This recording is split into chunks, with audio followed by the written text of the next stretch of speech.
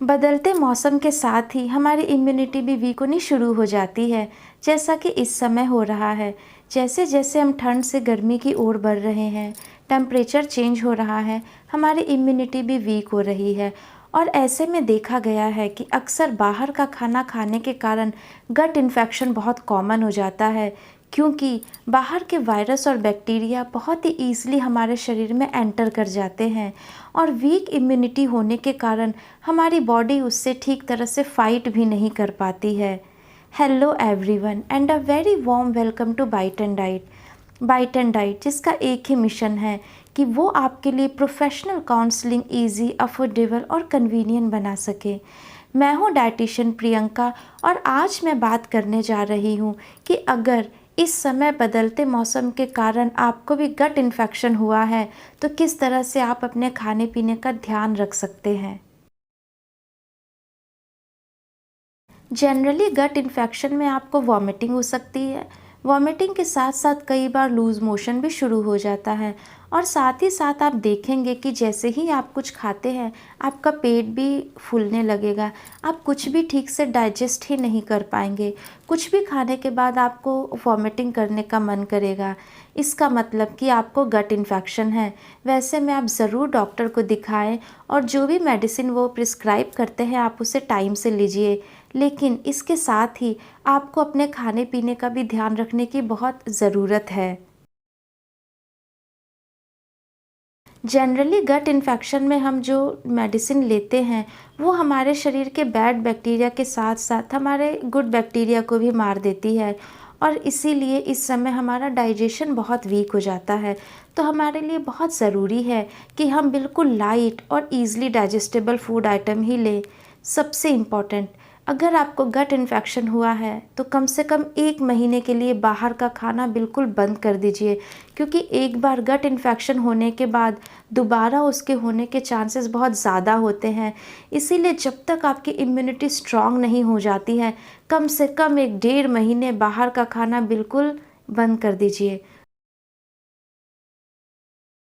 दूसरी बात, आप जो भी पानी ले रहे हैं, चाहे वो फ़िल्टर्ड वाटर ही क्यों ना हो, उसे भी आप बॉयल करके ही लीजिए।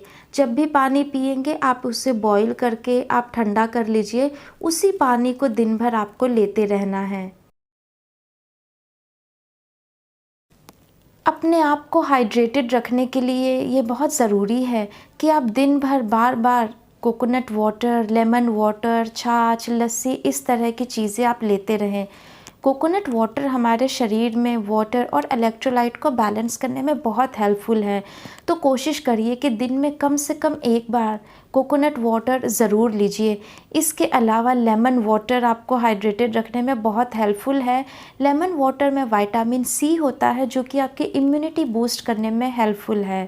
थर्ड, छाछ या लस्सी, ये तो बहुत इम्पॉर्टेंट है। जैसा कि मैंने पहले ही बताया कि इस समय जिस तरह की मेडिसिन आप लेते हैं वो आपके शरीर में गुड बैक्टीरिया के साथ साथ बैड बैक्टीरिया को भी मार देती है।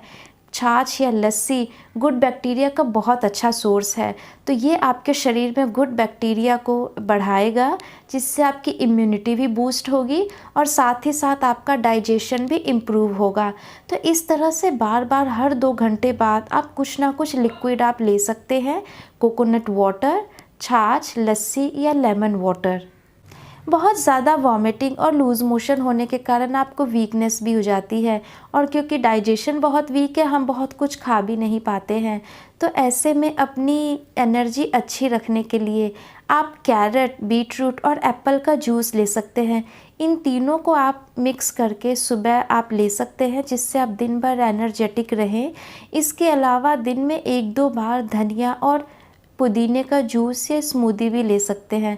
स्मूदी फाइबर का भी अच्छा सोर्स है, इसलिए मैं पर्सनली स्मूदी ही रिकमेंड करती हूँ।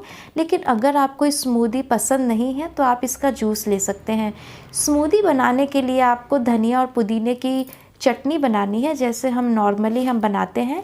1 मुट्ठी धनिया लीजिए, 1 मुट्ठी पुदीना लीजिए, इन दोनों को मिक्सी में डाल के पीस दीजिए जैसे हम चटनी बनाते हैं। इसमें सॉल्ट मत ऐड करिएगा, इसे वैसे ही फ्रिज में रख दीजिए।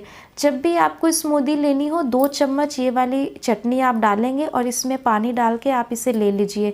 ये आपके लूज़ मोशन में भी बहुत हेल्पफुल है, आपकी इम्यूनिटी बूस्ट करने में भी बहुत हेल्पफुल है एंड साथ ही साथ ये आपको हाइड्रेटेड भी रखेगा।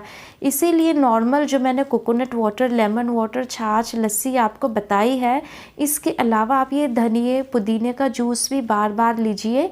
और अपने आप को एनर्जेटिक रखने के लिए आप कैरट, बीट रूट और एप्पल इन तीनों को मिक्स करके इसका जूस भी ले सकते हैं।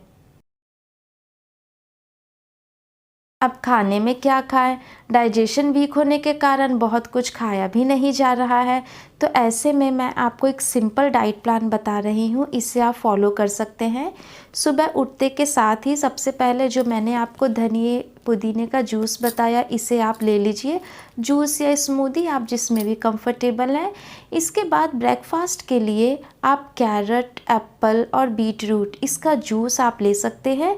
इस जूस के साथ साथ अगर आपका कुछ खाने का मन है तो बिल्कुल हल्का ही लीजिएगा, जैसे आप कर्ड ओट्स ले सकते हैं, आप आलू का चाट बना के ले सकते हैं। बहुत सिंपल चाट आपको बनाना है, जिसके लिए आप कुछ बॉइल्ड पोटैटो ले सकते हैं, उसमें थोड़ा कर्ड डाल दीजिए, काला नमक डाल दीजिए, थोड़ा धनिया पाउडर डाल दीजिए। ये बहुत सिंपल चाट है, इसे आप ले सकते हैं। आप फ्रूट सैलड ले सकते हैं, आप बहुत सारा फ्रूट्स भी खा सकते हैं, बिल्कुल हल्का खाना है। अगर आपके पास दलिया है तो आप दलिया भी ले सकते हैं। इसके बाद नेक्स्ट 11 साढ़े 11 बजे के आसपास आप एक बॉटल कोकोनट वाटर या एक जो बड़ा वाला नारियल होता है उसका पानी आप ले लीजिए, ताकि आप दिन भर हाइड्रेटेड रह सकें। लंच में आप राइस ले सकते हैं, आप दाल ले सकते हैं।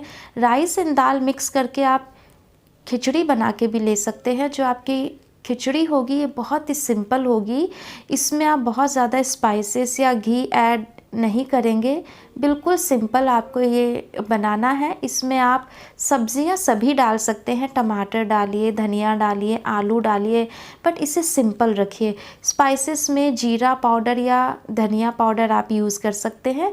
तो इस तरह बहुत ही सिंपल सी खिचड़ी, इसे आप दही के साथ या टमाटर की चटनी के साथ, धनिया की चटनी के साथ आप ले सकते हैं। थोड़ा सा नींबू का अचार भी ले सकते हैं। नींबू का अचार अच्छा प्रोबायोटिक का सोर्स है। अगर आपको ब्लड प्रेशर है तो अवॉइड करिएगा, बाकी अगर आपको ब्लड प्रेशर नहीं है, ऐसे में आप नींबू का अचार ले सकते हैं। इसके साथ साथ खिचड़ी, उसके साथ दही, नींबू का अचार, आलू का चोखा या मैश्ड पोटैटो, ये आप ले सकते हैं। तो ये आपका लंच हो गया। लंच के बाद जब आपको 3-4 बजे के आसपास भूख लगती है, उस समय आप छाछ या लस्सी ले लीजिए, या आप लेमन वाटर भी ले सकते हैं। शाम के समय चाय ले सकते हैं। चाय वीक टी लीजिएगा, बहुत ज़्यादा मिल्क और शुगर मत ऐड करिएगा, क्योंकि शुगर इन्फेक्शन को बढ़ाता है। तो ब्लैक टी लीजिए, ब्लैक टी अच्छा होता है, इसमें आप ब्लैक टी ले सकते हैं, मतलब वीक टी लेना है। वीक टी मतलब कम दूध कम शुगर वाली चाय आपको लेनी है। चाय के साथ कुछ हल्के स्नैक्स ही लीजिएगा, जैसे आप मखाने ले सकते हैं, भेल बना के ले सकते हैं। ध्यान रखिए घर का बना, क्योंकि इस समय आपकी इम्यूनिटी बहुत वीक है। चाय के बाद रात के खाने के लिए सबसे पहले आप सूप लीजिए। सूप में आप गाजर, टमाटर, पालक, चुकंदर इस तरह की सब्जियां आप ऐड कीजिएगा।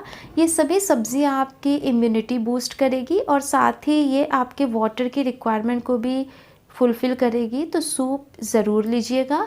सूप के बाद अगर आपको भूख लगती है तो आप बिल्कुल सॉफ्ट रोटी, व्हीट की सॉफ्ट रोटी लीजिए। इस समय आप ज्वार, बाजरा, रागी इस तरह की हार्ड रोटी या मल्टीग्रेन आटे की रोटी आप अवॉइड कीजिए। अगर आपको ग्लूटेन सेंसिटिविटी नहीं है तो वैसे में आप व्हीट की रोटी ले सकते हैं, बिल्कुल सॉफ्ट व्हीट की रोटी। उसे आप दाल या आलू की सब्ज़ी के साथ आप लीजिए। और लाइट खाना चाहते हैं तो आप साबूदाने की खिचड़ी ले सकते हैं, उसमें मूंगफली मत ऐड कीजिएगा, आप ओट्स की खिचड़ी भी ले सकते हैं। तो इस तरह की सॉफ्ट प्लान आप ले सकते हैं। इससे आप देखेंगे 2 से 3 दिन के अंदर आपके सिम्टम्स भी इम्प्रूव होने लगेंगे। आप अपने आप को पहले से ज़्यादा आप एनर्जेटिक फील करेंगे और आप देखेंगे कि जब आप इस तरह से खाना खा रहे हैं तो आपका पेट फूलना भी कम हो जाएगा।